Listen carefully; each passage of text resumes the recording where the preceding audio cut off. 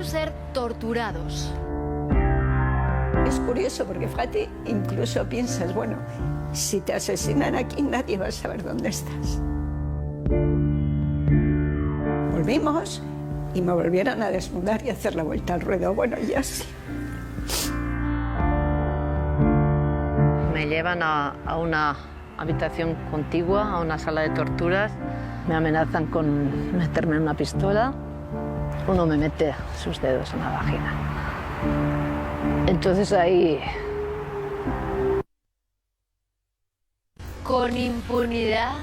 Llevé un monigote sentado en una silla, atado con varias mantas, rodeado de varias estufas, con un casco y uno con una guía telefónica dándole golpes en la cabeza. Cuando abrí la puerta y vi aquello, dije que no, que estando yo allí no se iba a hacer, se acercó uno de los inspectores, dio un portazo y se me quedó la puerta a 2 dedos de la nariz. Entonces se jugó con, es lo que dice, frente a lo que dicen los demás. Por eso es el delito mejor escondido. ¿Reconocerán algún día esto? Yo creo que nunca. Tendríamos que condenar a ministros, tendríamos que condenar a algún presidente del gobierno que otro. ¿Ha sido la respuesta de la justicia insuficiente? La generosidad de la justicia con él y la magnanimidad del Estado con él me parece un escándalo. En 360 grados, torturas, el crimen mejor escondido.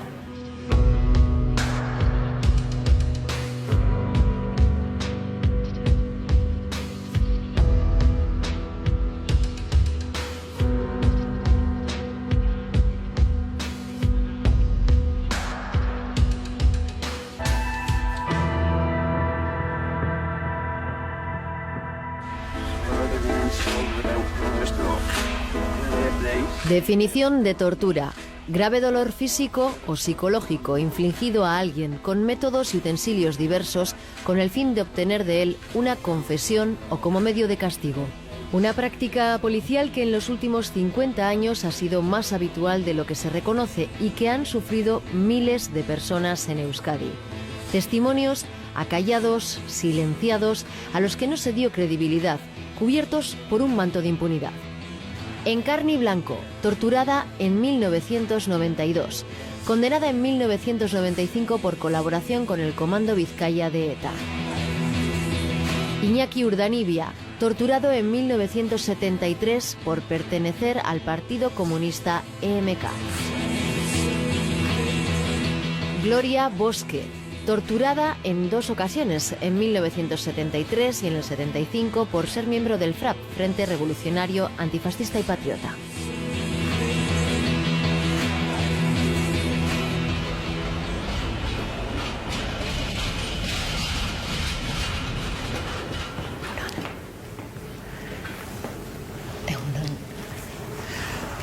Quería agradecer Encarni Blanco, Iñaki Urdanibia, Gloria Bosque, que hayáis aceptado nuestra invitación para contarnos un duro testimonio, compartís una experiencia durísima de torturas. Es que ricasco. Lo que más recuerdo de lo que me hizo la Guardia Civil es todo en Madrid. Ahí estuve los 5 días de pies, con brazos y piernas extendidos, apoyada contra una pared y siempre con una capucha.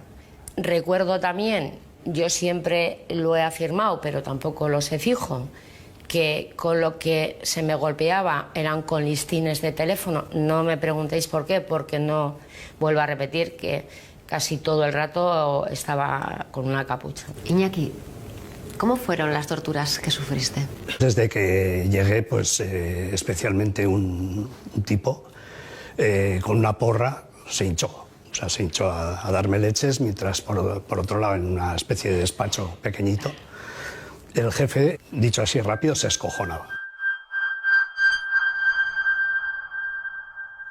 Empezaron los interrogatorios ya pues con golpes por todo el cuerpo, con simulacros del suero de la verdad, corrientes, sin parar además, sin poder dormir, sin nada. Estuve 5 días. Te ponían en medio, se ponían en un círculo, a medida que te iban girando, te iban golpeando, hasta que de repente te caías y alguien te levantaba otra vez. Si veía que podías seguir, seguías así Y si no, pues lo que hacían era te cogían en volandas y te metían a otro sitio. Apareció en el despacho un señor que era como un armario ropero, empotrado.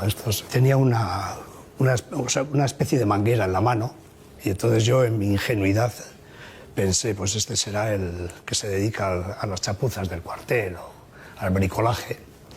Y no, o sea, vamos a decir que era, vamos a llamarle así, a modo de látigo. Cogió el tío, lo desenroscó, me empezó a dar en la espalda especialmente y en la parte del cuello y todo esto.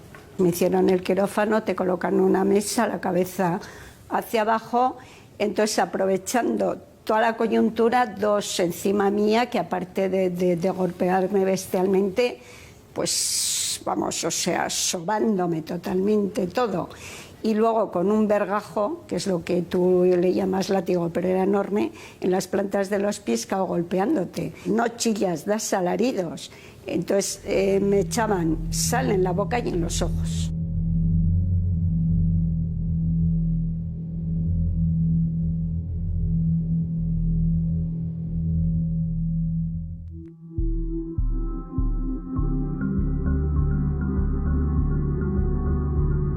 Paco Echeverría es seguramente el médico forense más prestigioso de nuestro país. Testigo durante décadas de las torturas que reflejaban decenas de detenidos, ha trabajado sin descanso para que sean reconocidas.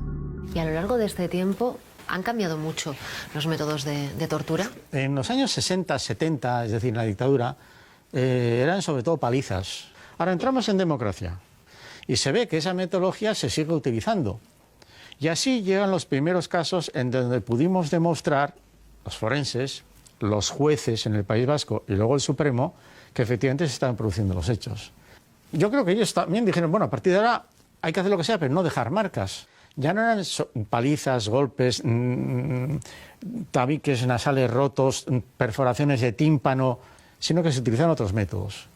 Están las asfixias, en seco o en húmedo, la bolsa, en la bañera, sobre todo, entre comillas, más sofisticadas. El uso de, por ejemplo, de bolígrafos colocados entre los dedos, apretando los dedos y girando el bolígrafo, que te provocan un edema, una irritación de los nervios que están en los laterales de los dedos, provoca un dolor espantoso, del cual quitas el bolígrafo y no hay ni marca. Ha sido muy de policía, muy de comisaría de policía de Bilbao o de Donosti. Y de pronto ya era difícil encontrar casos donde hubiera lesiones físicas. Físicas que se puedan fotografiar o que se puedan medir. Y entonces se jugó con, es lo que dice, frente a lo que dicen los demás. Por eso es el delito mejor escondido, porque se hace prácticamente imposible hacer la demostración.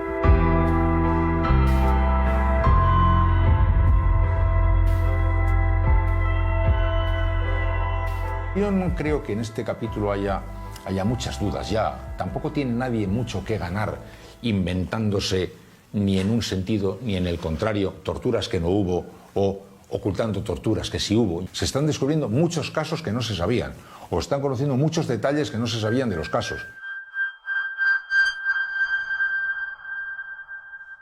No es fácil conseguir un testimonio policial o militar que haya sido testigo de torturas. Después de llamar a muchas puertas que permanecerán cerradas, conseguimos que se nos abra una. Pero para ello nos tenemos que desplazar hasta Sevilla. El policía nacional José Manuel Sánchez Fornet fue secretario general del Sindicato Unificado de Policía y vio cómo se torturaba en la comisaría de Sol. Ver, oír y callar fue la consigna que recibió.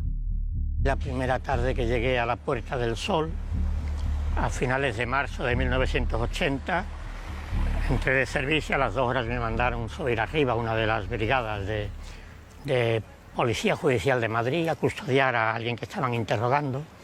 Y cuando abrí la puerta había allí 4 o 5, supongo que inspectores, y una persona, lo supe después, allí había un monigote sentado en una silla, atado con varias mantas, rodeado de varias estufas, con un casco y uno con una guía telefónica dándole golpes en la cabeza y una radio a todo volumen. Cuando abrí la puerta y vi aquello, y dije que estando yo allí no se iba a hacer. Con el volumen no se oyó, se acercó uno de los inspectores, le volví a decir que yo iba allí a custodiar al detenido y que de torturas delante mía nada. Y se quedó un poco sorprendido, se ve que no era habitual que pasara eso. Dio un portazo y se me quedó a la puerta a 2 dedos de la nariz, casi me parte la cara. Me quedé un momento a ver qué hacía y bajé y escribí. Y al día siguiente me echaron la bronca, te van a echar porque estás de práctica, tú tienes que ver, oír y callar, en fin, lo que pasaba en aquellos tiempos.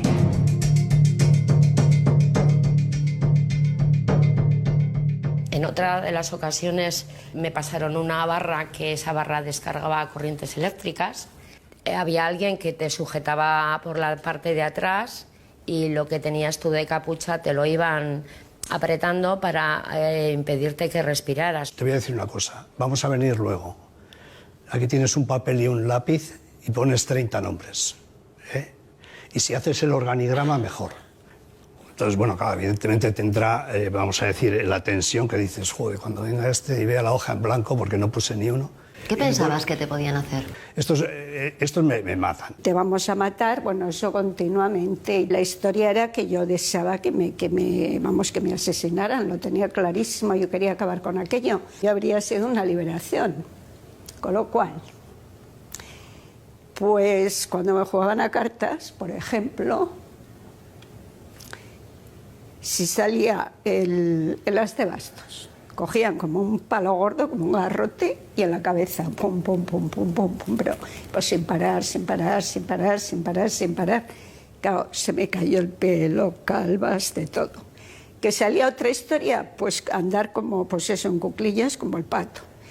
Que lo de las flexiones, bueno, hasta 10.000, de 10.000 para abajo. Y además ir contando, si del 9.999 pues pasabas al 96, vuelta a repetir, o sea, si te confundías así sin parar. En la comisaría siempre lo he dicho y es algo que es muy complicado. Tranquila.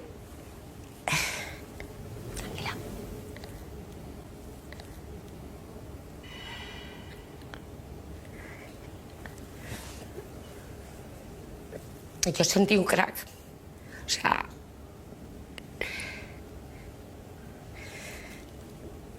como que algo dentro de ti se rompe y siempre además lo relacioné con ese ruido que cuando vas por la calle y pisas una cucaracha y hace crack, yo llegué a sentir eso dentro de mí, ¿no?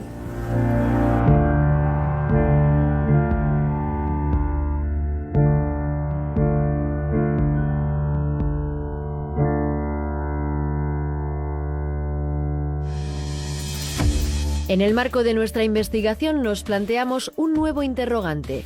¿Torturar podría ser contemplado como un plus dentro de la carrera profesional? Es Luis Gonzalo Segura, exteniente del Ejército de Tierra que fue expulsado de las Fuerzas Armadas por denunciar corrupción. Pasó 139 días de internamiento y durante su encierro en la prisión militar asegura que sufrió tratos humillantes. Ha publicado libros en los que denuncia torturas en el Ejército español. Sus presentaciones han sido seguidas por guardias civiles, muchos destinados en Euskadi, que le han admitido haber practicado la tortura. Luis Gonzalo Segura nos habla de guardias civiles que presumen de haber torturado. Guardias civiles que han estado destinados en el País Vasco te han reconocido que han tomado parte en prácticas de tortura. Efectivamente, esto es así y además es algo que se sabe, que sucede y que, bueno, no se investiga. Aquellas personas que estaban practicando las torturas de alguna forma estaban en primera línea de fuego. Y esto les ha dado una categoría especial por encima de los demás. Pues es más guardia civil aquel que de alguna manera ha torturado. También hay un manto terrible de impunidad. El que comete este tipo de actos aberrantes se siente tan protegido que muchas veces no tiene problemas en contarlo abiertamente en cantinas o en contarlo abiertamente en círculos cerrados e incluso jactarse de ello, porque sabe que no le va a pasar absolutamente nada. De alguna forma han conseguido los torturadores identificarse con el Estado de tal forma que cuestionar a los torturadores es cuestionar al Estado. Hay que tener en cuenta, y es quizás lo que a mí más me llama la atención, la normalización. Sorprendentemente, podían ser buenos vecinos, podrían ser buenos padres, buenos amigos y estar cometiendo aquellos actos. Nos encontramos ante la Comandancia General de la Guardia Civil en Tres Cantos, en Madrid. Tras estas paredes son muchos los detenidos que denuncian haber sufrido un auténtico infierno durante el periodo de incomunicación. Torturas y malos tratos que en la mayoría de los casos quedaron impunes. De rodillas, Me ponen una pistola y noto como aprietan. En ese momento, ¿es cierto que usted tuvo una cita con gente de ETA en Francia?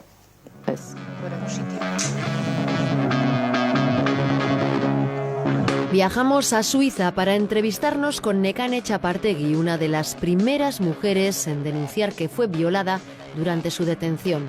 Por primera vez accede a relatar a un medio de comunicación las torturas que sufrió. Nekane Txapartegi denunció la utilización de las agresiones sexuales como herramienta de tortura cuando fue detenida por la Guardia Civil. Condenada por colaboración con ETA, siempre ha mantenido que su confesión fue obtenida bajo tortura durante el periodo de incomunicación. Txapartegi huyó a Suiza para evitar su ingreso en prisión. Aquí, su denuncia de torturas ha sido tenida en cuenta por el relator especial de la ONU para pedir a Suiza que frene su extradición. A día de hoy, la pena ha prescrito, pero la lucha de Nekane continúa para conseguir que se le reconozca como mujer torturada.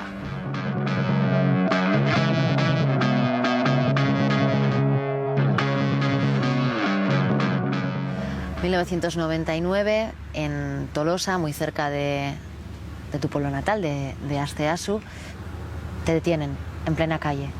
Sí, tenía una consulta con el masajista y cuando quería aparcar el coche, de repente me vi sorprendida y me dicen que son la Guardia Civil, que estaba detenida.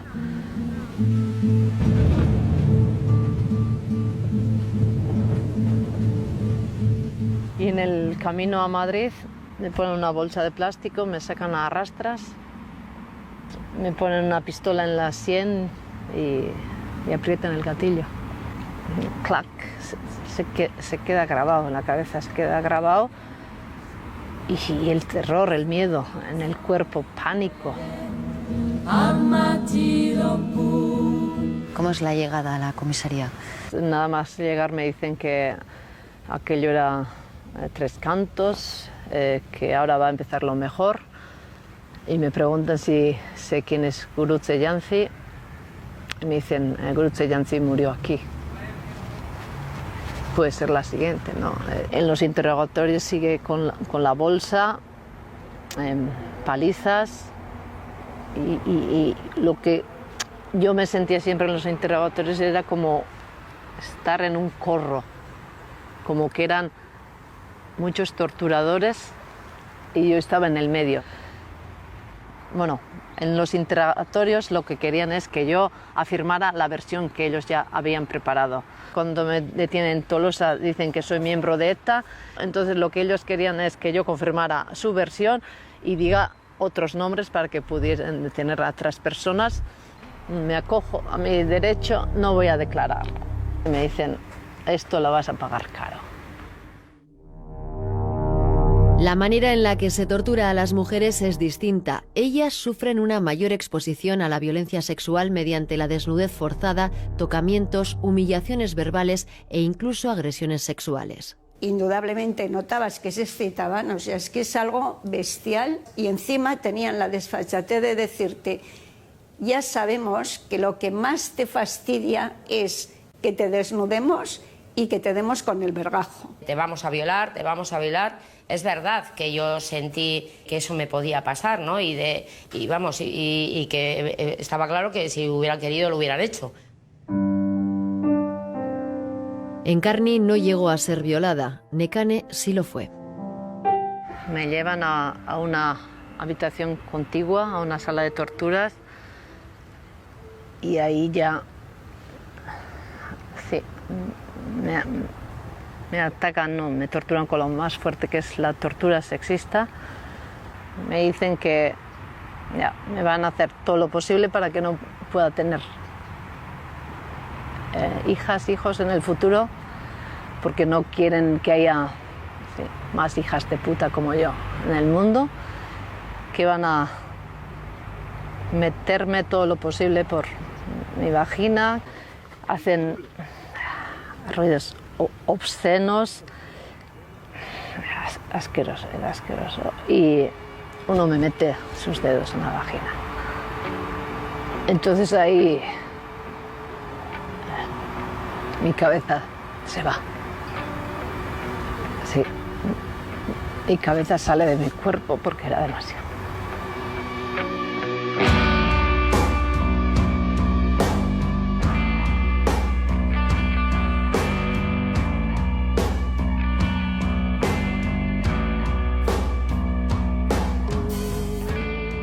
incomunicación ha favorecido el uso de medidas ilegales, antirreglamentarias, delictivas y criminales, como puede ser la tortura.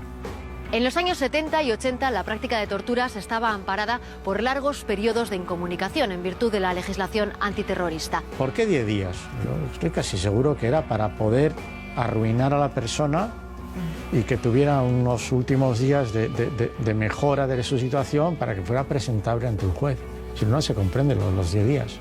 Una situación que conllevaba la imposibilidad de designar abogado o de contactar con familiares y personas cercanas. Más de una semana de aislamiento y sentencias que ratifican graves y brutales agresiones. ¿Hasta qué punto la incomunicación ha permitido la tortura? La tortura y los malos tratos viven de la impunidad, y la impunidad se garantiza en función de las condiciones del control de la detención. Por eso, sistemáticamente se decía 5 días incomunicado favorece.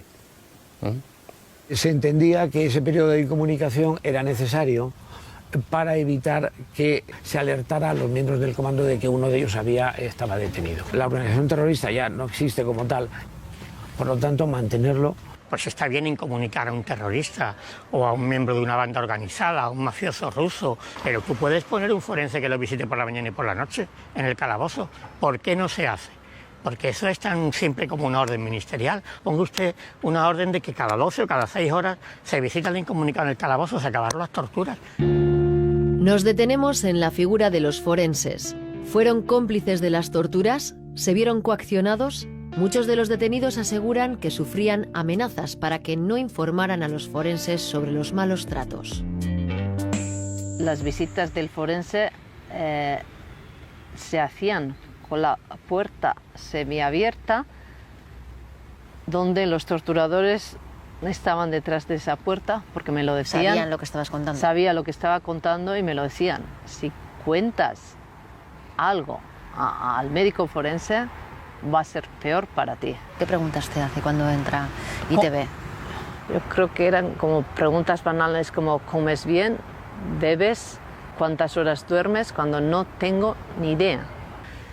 Pero yo nunca vi una disposición de ese médico de querer saber lo que me pasaba. También ha habido médicos forenses que han colaborado o han sido colaboradores necesarios en el encubrimiento de las torturas. Yo creo que en todo este recorrido no hemos estado todos a la altura de las circunstancias. Yo siempre he dicho, bueno, yo he sido torturada por la Guardia Civil, pero es que la médico forense, que se supone que es una persona que hace una carrera que es para ayudar a salvar vidas, o sea, está allí y hace caso omiso. Unai Romano ha sido un ejemplo de mala praxis forense. Fue detenido en septiembre de 2001 acusado de pertenencia a banda armada. A los pocos días de estar incomunicado, tuvo que ser trasladado al hospital. Su rostro deformado tras los interrogatorios dio la vuelta al mundo. Sin embargo, varios informes oficiales hablaban de una autolesión fruto de un solo golpe. Su denuncia por torturas se archivó, pero Estrasburgo condenó a España por no investigarlas. El actual ministro Grande Marlaska fue el juez que ordenó su incomunicación. Cuando se dice, no, pero es que él se puso tan nervioso que se golpeó la cabeza de frente contra una pared. Se golpeó varias veces, así. ¿Por qué los hematomas que están aquí atrás no se reabsorbieron, se encapsularon? Se le produjo una necrosis, le tuvieron que hacer cirugía estética. Y hay un escáner que acredita que tiene golpes en un montón de sitios. Entonces, la versión que estoy diciendo no coincide. Se puso tan mal que estuvo a punto de morir. A mí, por ejemplo, ni ocurríseme pensar en pedir a un forense ni pedir a nadie porque es que no creía absolutamente nada. O sea, y más en aquella época, sabías que todos eran de la misma banda, ¿no? Si la medicina forense hubiera hecho su labor de una manera profesional y a gran altura, se hubiera podido detectar. El problema es que los protocolos forenses no se revisaban. Estás reconociendo a un detenido y diga, no, pero tiene que ser a solas. No, a solas no, porque es muy peligroso. No, pues quédense al otro lado de la puerta, que aquí no se va a escapar. No, pero por su seguridad tenemos que estar delante. Hombre, no, que si no, no vale. Que por fin les convenzas, salgan, hagas una pregunta. ¿Cuándo ha sido la última vez que te ha visto un médico? Hacer esa pregunta y que se abre la puerta. Esa pregunta usted no la puede hacer, porque el detenido está incomunicado. No puede hablar, usted solamente le puede reconocer. Y en la cárcel el médico me dijo, ni corto ni perezoso, yo me desnudé, ¿eh? Y entonces el tío me dijo, pero si está muy claro, Urdanibia. Esto es, a usted le hacían preguntas y usted no contestaba. Punto.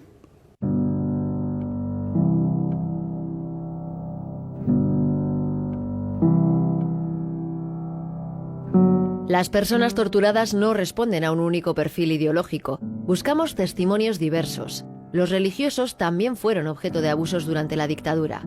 Juan Mari Zulaika fue uno de los llamados curas obreros. Encarcelado en la prisión concordataria de Zamora hasta en 3 ocasiones, es una de las víctimas de torturas que impulsan la querella argentina contra los crímenes franquistas. En junio, ahora 50 años, en Eibar, éramos 2 curas obreros, Felipe Izaguirre y yo, policías secretas que nos conocían bien, pues antes de llegar a la parroquia San Andrés nos detuvieron y ya de entrada un golpe de pistola en la cabeza a los 2 y luego nos dejaron, advirtiéndonos que no apareciéramos más por Eibar. Pero esa misma noche, según estábamos cenando, vino la Guardia Civil. Toda la noche hasta la mañana siguiente nos tuvieron a golpes, puñetazos, bofetones, a un culetazo que otro. Hay fotografías, había fotografías que Juan María Vandrés y Miguel Castel se lo dieron al obispo de entonces de San Sebastián. Y al poco que los había perdido, y luego a la cárcel matutina. Allí pisamos, siendo sacerdotes, previo quitarse los pantalones y hacer genuflexión. Pues tuve que fugarme. Y hice 2 años por ahí, escondido. No quise ir a Francia, escondido. Zulaika fue torturado durante la dictadura franquista, cuando la tortura no se escondía. Pero la transición no frenó esta práctica. Llama la atención el elevado número de denuncias que se registran durante la década de los 80.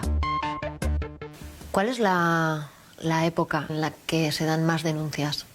Pues hicimos unas gráficas, ¿no?, de distribución, y ahí aparecen los picos de los estados de excepción.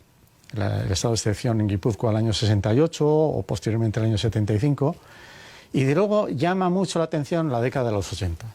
Y es la franja, es el tiempo, es la década en la que además se pudieron acreditar las torturas, con sentencias ratificadas por el Supremo.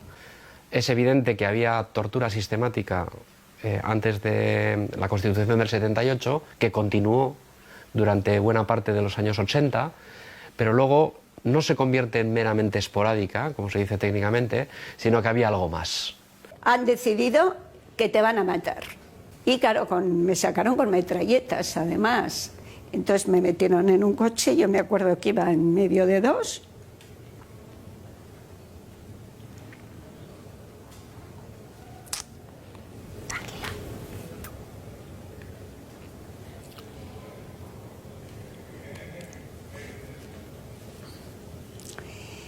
Entonces me sacaron, yo creo que era porque era de noche, a un pinar. Es curioso porque, fíjate, incluso piensas, bueno, si te asesinan aquí nadie va a saber dónde estás. Y allí en el coche me desnudaron, empezaron otra vez a toquetearme. Entre ellos se dicen, bueno, ¿qué hacemos? ¿La matamos o que vuelva y que cante? Volvimos y me volvieron a desnudar y a hacer la vuelta al ruedo. Bueno, y así. 10 días. Tranquila, Gloria.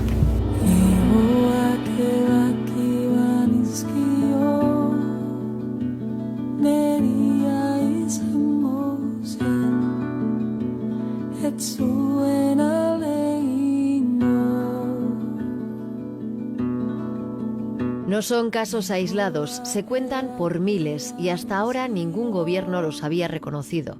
Pero recientemente el gobierno vasco ha decidido poner negro sobre blanco su sufrimiento. En diciembre de 2017 se presenta el informe final de la investigación de la tortura y malos tratos en el País Vasco de 1960 a 2014, una iniciativa de la Secretaría de Paz y Convivencia liderada por Jonan Fernández, que desarrolla el médico especialista en medicina legal y forense Paco Echeverría. La investigación recoge 4.113 casos de denunciantes de malos tratos o torturas en Euskadi por parte de funcionarios públicos policiales. Denuncias que corresponden a 3.415 personas afectadas porque en un 17% de los casos ha habido agredidos en más de una ocasión. La mayoría de los casos son relativos a hombres. Aquí hay gente del Partido Nacionalista Vasco, de UGT, de Comisiones Obreras, de la ORT, del EKI, del MK, del MC, del PC y de ETA también, sí. Los principales cuerpos policiales implicados en las denuncias son Guardia Civil, Policía Nacional y Ertzaintza. Los dos primeros concentran el 87% de las denuncias de torturas y malos tratos. Lo que yo he escuchado a autoridades de la Ertzaintza, que no se lo he escuchado a otras policías, es decir, que esta investigación les parece pertinente y, en segundo lugar, que tiene que servir para que no pueda volver a ocurrir de ninguna manera. En el caso de la Policía Autónoma Vasca no existen condenas del Tribunal Supremo. Guardia Civil y Policía Nacional suman 20 condenas, con 49 condenados por agresiones y 31 víctimas, entre las que se incluye un muerto reconocido, José Arregui, fallecido en 1981. Más de 70 policías pasaron por el despacho en el que fue interrogado. ¿Cómo murió? Porque tiene un edema de pulmón, dice la autopsia. ¿Y por qué tiene una neumonía? Porque tiene una infección respiratoria. La trae puesta de casa, pues es mentira. Si sabemos lo que les pasó a los demás detenidos y él pudo explicar lo que le habían hecho. Y entre todo lo que le habían hecho no es para extrañarse que se produzca un edema del pulmón y un fracaso cardíaco y muera. Pero si además hay fotos donde se ve que tiene las plantas de los pies quemadas. De hecho, se pudo acreditar que murió como consecuencia de las torturas. Realizar este informe no ha sido tarea fácil, han sido necesarios 3 años de trabajo. Se trata de una iniciativa gubernamental sin precedentes que nos explica Jonan Fernández, secretario general de Derechos Humanos, Convivencia y Cooperación del Gobierno vasco. Creo que es la primera vez que un gobierno encarga un informe de estas características sobre la tortura. ¿Es importante que una institución pública dé este paso? La pedagogía que tenemos que trasladar a la sociedad y a las nuevas generaciones es que la violencia y las vulneraciones de derechos humanos deben descartarse de cualquier tipo de actividad. El Gobierno vasco ha querido dar este paso por compromiso con los derechos humanos y también por compromiso con la convivencia. Y alguien puede decir, ¿y cómo saben que no son falsas? Para quienes dicen que aquí puede haber exageración, más bien lo que existe es un ocultamiento. No es que se simulen cosas, sino que se disimulan. Se disimulan. Muchas de las personas, cuando tienen que hacer una síntesis de 3, 7 o 10 días, hacen un resumen. El psicólogo Miguel Ángel Navarro ha coordinado el protocolo pericial para la investigación de las denuncias abordadas en este informe. Para garantizar su fiabilidad, tuvo que practicar un amplio estudio a más de 200 personas en base al protocolo de Estambul que sigue las directrices de Naciones Unidas. Es una peritación psicológica, es una entrevista larga, existe una serie de indicadores o de criterios de credibilidad. Entonces, una vez que se ha hecho la entrevista, que se ha analizado dicha entrevista, es cuando, con esos indicadores de credibilidad, el perito va rellenando y va viendo cuál es el nivel de credibilidad de esa persona. Nunca nos habíamos enfrentado como psicólogos a un reto tan importante como el de peritar a 200 personas. Su credibilidad con respecto a la tortura es grande o muy grande. Más del 90% era o consistente o muy consistente, lo cual son datos bastante relevantes, creo que incluso a nivel europeo. Se puede asegurar que la tortura es una realidad incuestionable.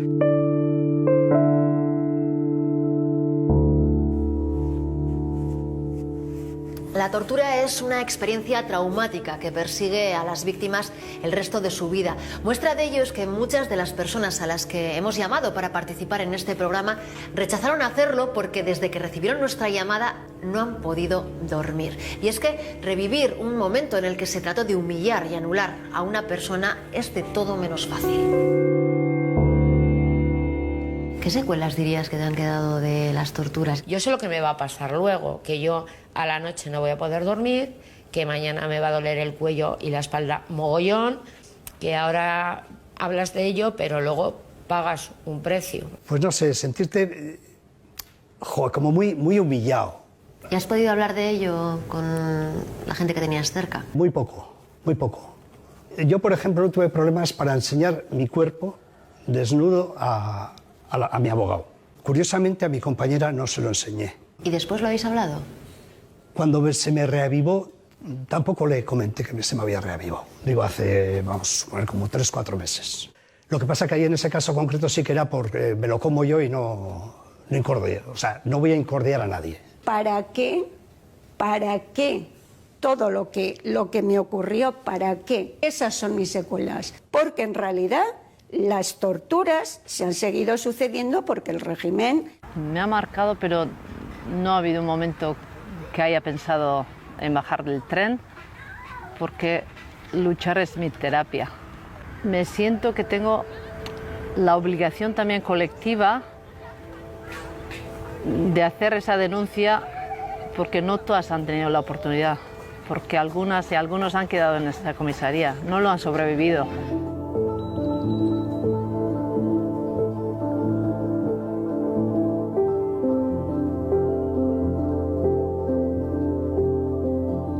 El Estado nunca ha reconocido las torturas. En 1979 hubo un conato de investigación del que poco se sabe. Indagando en las escasas investigaciones que se han realizado, descubrimos que en el Congreso se abrió una comisión especial de investigación de presuntos malos tratos a detenidos en el País Vasco. Fue promovida por el PSOE a raíz del secuestro del diputado de UCD Javier Rupérez. Era una de las exigencias de ETA para liberarle. Pedía que se investigaran casos de presos que habían supuestamente sido torturados en comisarías y cárceles. En la comisión participaron diputados de diferentes partidos políticos, entre ellos Joseba Azcárraga, entonces del PNV y posteriormente consejero de Justicia del Gobierno vasco. También formaba parte de ella la diputada de UCD, Carmen Solano. Damos con ella y decidimos trasladarnos a Zaragoza para conseguir de primera mano su testimonio. Habían secuestrado a Javier Rupérez, la banda terrorista ETA, y entonces pidieron, como una de las condiciones para liberarlo, que se creara en el Congreso de los Diputados una comisión de estudio de supuestas torturas a presos vascos, concretamente a 2 de ellos que estaban en la cárcel de Carabanchel en Madrid. Se estaba investigando o se estaba haciendo hasta cierto punto un cierto paripé porque había una exigencia para la puesta en libertad de un diputado que había sido secuestrado, ¿no? Así de claro, ¿no? Como parte de su trabajo, la comisión se trasladó, entre otros centros, a la cárcel de Carabanchel para entrevistar a miembros de ETA que habían denunciado torturas por parte de la Guardia Civil. Carmen Solano relata la falta de colaboración por parte de los detenidos, un punto con el que discrepa totalmente Joseba Azcárraga, quien habla de ocultamiento de datos. Ellos lo que nos contaban era que habían recibido golpes y que ahí estaban en las fotos. No pudimos sacarles mucho más. No es cierto lo que dice, hasta donde yo conozco, lo que dice la diputada Carmen Solano de que que no quisieron colaborar. Bien es cierto que también hubo algún diputado y diputada que solicitaron que hubiera cosas que no constaran en el informe, pero por la crudeza y porque además en esas denuncias había nombres concretos de ser los intervinientes en los casos de tortura. Decidimos que nos íbamos al País Vasco a ver a las personas que según ellos los habían detenido y por lo tanto eran los que les habían maltratado, los que les habían torturado. Y esa sesión fue bastante dura. Yo la imagen que tengo es de al guardia al que le preguntamos cómo nos decía llorando que habían asesinado a sus compañeros y que él había salido vivo. No entendía cómo le podíamos preguntar si había maltratado a los que había detenido, porque su intención hubiera sido no maltratarlos. Si la ley se lo hubiera permitido, se los hubiera cargado. ¿Sirvió para algo esta comisión? La prensa de la época avanzaba la elaboración de un informe final, pero años después, los resultados oficiales de esa comisión se guardan bajo secreto.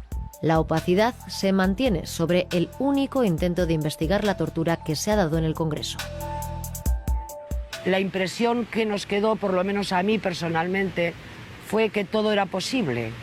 Es posible, en ese caso, que las indicaciones de ETA fueran autolesionaros, que vamos a pedir que haya una comisión y entonces os irán a estudiar y vosotros decís que os han maltratado y así, bueno, pues es un triunfo de ETA en aquel momento. El problema mayor con el caso de las torturas es que desde la perspectiva oficial eran los malos, con lo cual una parte no pequeña de la sociedad española y una parte también algo significativa de la sociedad vasca ha estado en cierto sentido pues no a favor de la acción represiva de ese grado, pero sí comprendiéndola, ¿no? Amparándola con su comprensión. Pero ¿cómo han podido ocultarse cientos de casos de torturas? La estrategia del Estado pasa por desacreditar el testimonio de las víctimas. Revisando los diarios del momento podemos comprobar que las denuncias no pasaban el filtro mediático ni judicial. Se insistía en que formaban parte del manual de ETA. Fiscales, jueces y médicos forenses acusaban a los detenidos de autolesionarse y de seguir consignas. Existían argumentos ridículos para justificar la existencia de lesiones que se detectaban los forenses. Por ejemplo, hay algunos casos en los que, existiendo lesiones, la policía dijo, no, es que se han pegado entre los propios detenidos en el calabozo. Pero bueno, si han estado separados. Es que no, es que los detenidos, al ir a ducharse, se han resbalado porque hay un baldosín suelto. ¿Pero qué estás diciendo? Si las lesiones que estamos viendo no tienen nada que ver con un mecanismo de caída al suelo en una ducha. Otra de las justificaciones es, no, es que en el momento de la detención ha sido una detención muy brusca. Entonces ha habido que utilizar la fuerza. Y entonces solíamos decir, bueno, pues si es así, ¿cómo no lo han llevado a urgencias inmediatamente? También ha habido, interesadamente, la alegación de que eran de una manera generalizada. De la propia estrategia de ETA también se ha dicho que era algo habitual. Yo es lo que niego. Existen muchos casos en que miembros de ETA han pasado por la comisaría y no han denunciado torturas. ¿Qué pasa? ¿Ellos no obedecían el manual? Ha habido supuestos en los que dirigentes de ETA, cuando todo era ETA, incluidos también los de Berría, también esos, tenemos que dejarnos de presunciones, ¿no? De si había manual o no había manual, ir a los casos. Nueva denuncia de torturas, decían unos. Otros decían, no existen las torturas porque las denuncias forman parte de la estrategia de la detención. Bueno, en el marco de ese follón estaban pasando las dos cosas. Ausencia de una investigación efectiva. Esta frase se repite en varias sentencias del Tribunal Europeo de Derechos Humanos que condenan a España por no investigar torturas o por practicarlas. En un caso reciente, el Tribunal Supremo absolvió a 4 guardias civiles acusados de torturar a 2 miembros de ETA. Pero este mismo año, Estrasburgo confirmó el maltrato. Joaquín Jiménez ejerció durante 18 años en el País Vasco durante las décadas de los 80 y 90. En los llamados años de plomo fue presidente de las audiencias provinciales de Guipúzcoa y Álava. Posteriormente, nombrado juez del Tribunal Supremo, endureció las penas por el asesinato de Lasa y Zabala a Enrique Rodríguez Galindo a 75 años de condena. Asimismo, fue el ponente de la resolución del Alto Tribunal que anuló por primera vez por no investigar torturas una condena de la Audiencia Nacional contra miembros de ETA. ¿Por qué España se ha negado a investigar las torturas? No es que se haya negado a investigar, lo que ha hecho ha sido unas investigaciones que se han entendido un poco formalistas y no serias y contundentes y eficaces. No solo la justicia europea ha sancionado a España por no investigar las torturas. Organismos como Amnistía Internacional han emitido varias advertencias sobre el régimen de incomunicación. También el Comité contra la Tortura de las Naciones Unidas ha condenado 2 veces al Estado español, en 1992 y en 2005. Es Fabián Salvioli, relator especial de la ONU para la promoción de la verdad, la justicia y la reparación, que reclama al gobierno español que deje de obstaculizar los juicios por crímenes franquistas. Salvioli habla de la necesidad de reparación de las víctimas. Las violaciones a los derechos humanos que no se reparan son llamativas, por supuesto, en todo el mundo. Las instituciones locales e internacionales deben estar al servicio de la reparación a las víctimas. Si no son las instituciones las que toman las medidas para reparar a las víctimas, entonces ¿quién lo va a hacer? Lo paradójico es que aquí, que se dieron pasos muy importantes para investigar y sancionar violaciones a los derechos humanos en otros países, no sea aplicable a los crímenes cometidos en el propio Estado. El Tribunal Europeo de Derechos Humanos ha condenado al Estado español en 9 ocasiones por no investigar suficientemente denuncias de torturas y malos tratos. Fernando Grande Marlaska, ahora ministro del Interior, fue el juez instructor en 6 del total de los casos sentenciados. Yo tengo los informes médico-forenses, vuelvo a decir, de todos esos extremos, donde los informes médico-forenses no avalaban ninguno de esos extremos. Profundizamos en algunas de las sentencias de Estrasburgo. La última es de febrero de 2018. Detención de Portu y Sarasola por el atentado de ETA en 2006 en la T4 del aeropuerto de Barajas. Es la primera vez que España es condenada por malos tratos. En los anteriores fallos había sido por no investigar, pero en este caso también se da por demostrado el maltrato. Estrasburgo corrige así al Tribunal Supremo, que había anulado la condena de la Audiencia Provincial de Guipúzcoa a 4 agentes de la Guardia Civil. El gobierno reaccionó subrayando que Estrasburgo no hablaba de torturas.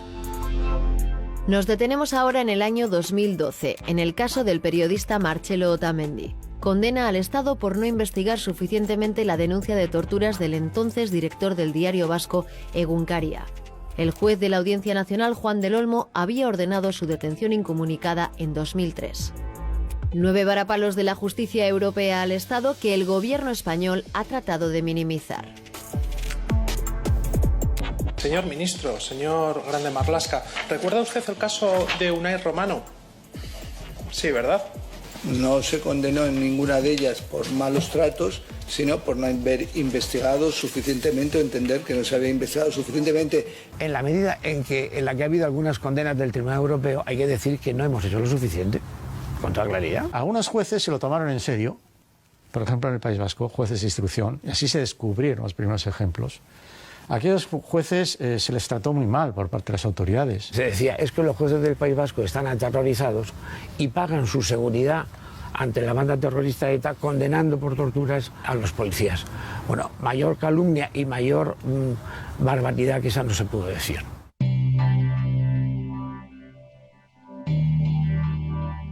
El juez me dijo así, bueno, pues como eran, llena de moratones, de todo y así.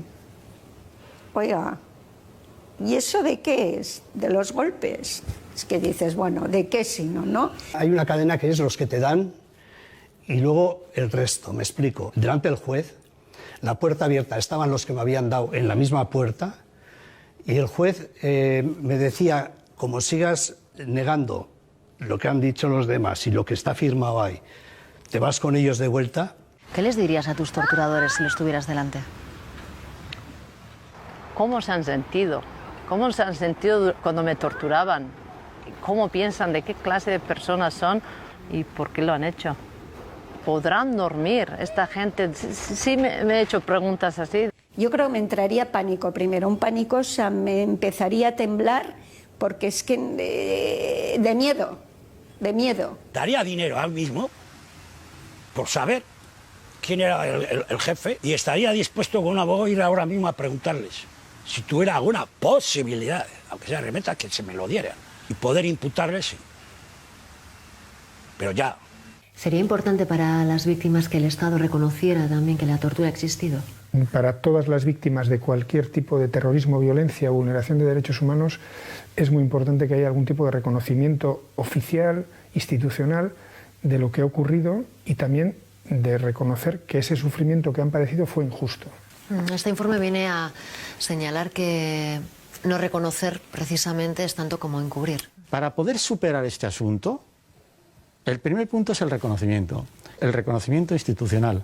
Las investigaciones de las torturas tampoco pueden demorarse más y no hay ningún motivo por el cual no se puedan investigar esas torturas debidamente, porque han sido dadas en el marco, en un contexto que son crímenes contra la humanidad. El tema de las torturas es un tema donde hay que ser absolutamente intransigente.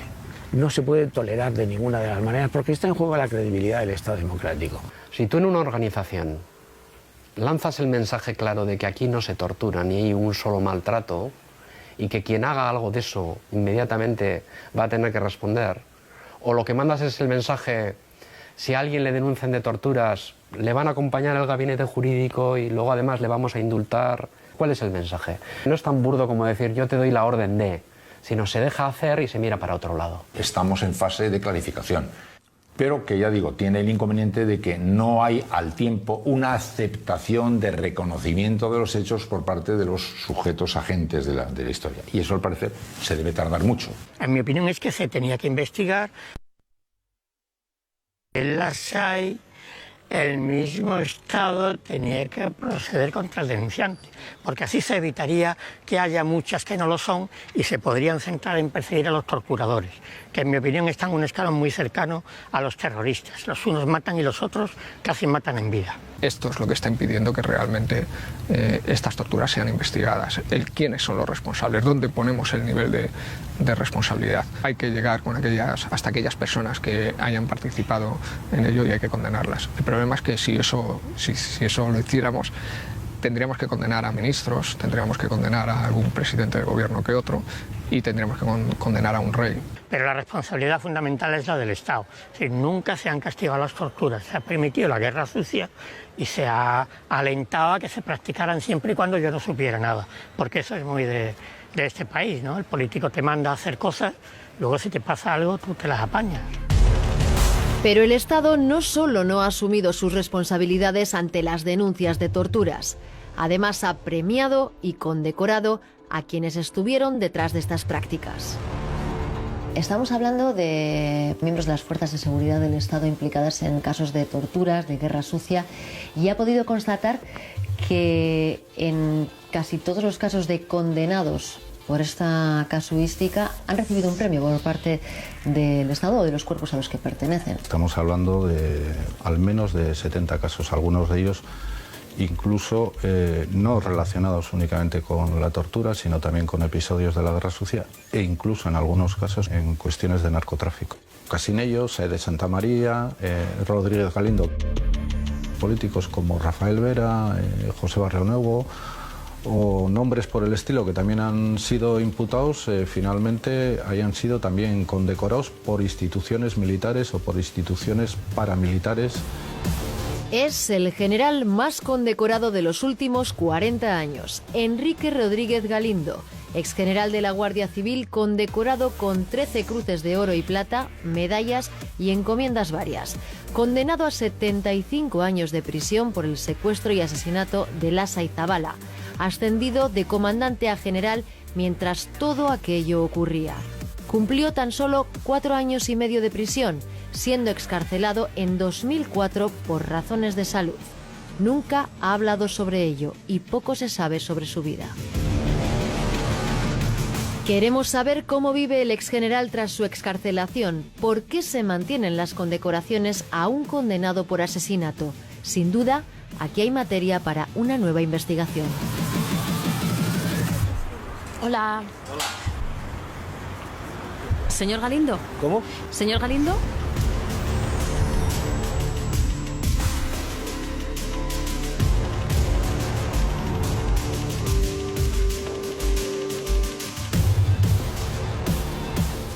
A mí la generosidad de la justicia con él y la magnanimidad del Estado con él me parece un escándalo, un pecado social e histórico. La mayoría de los torturadores no han tenido absolutamente ningún problema, han continuado su vida con total normalidad e incluso no solo es que no hayan tenido problemas, sino que el sistema ha hecho todo lo posible por ampararles. Tenemos a torturadores y asesinos condenados que han terminado trabajando para la Policía Municipal de Madrid o para la Policía Nacional, es algo absolutamente aberrante. Si lo haces y además te condenan y luego te condecoran, el mensaje que está transmitiendo la corporación, sea la policía o sea la Guardia Civil, es que no solo no pasa nada, sino que incluso te pueden premiar por practicar la tortura. Las personas torturadas piden sobre todo reconocimiento, pero entre las fuerzas de seguridad del Estado se mantiene la impunidad. Hemos descubierto que los implicados no son castigados, son premiados, ascendidos y condecorados. Y la tortura debe dejar de ser el crimen mejor escondido. Recibieron las máximas condecoraciones. Ha habido imputados por torturas que han llegado a ser incluso generales, ¿no? Me gustaría hablar con Enrique Rodríguez Galindo. ¿Se encuentra en casa? Espere un momento. A pesar de haber sido condenados por los tribunales. Vemos que hay al menos 39 agentes que han sido condenados por torturas y que han sido indultados por los dos gobiernos. Fueron premiados por sus servicios. Todavía siguen condecorados, con lo cual tienen el respaldo del gobierno. Billy el niño era un torturador compulsivo, era alguien que disfrutaba con su trabajo en la Dirección General de Seguridad, que era más o menos el reino de irás y no volverás. ¿Actuaron bajo las órdenes del Estado? ¿Usted se cree que el rey, que da la orden, o el ministro del Interior, le va a dar una condecoración a señores por torturar?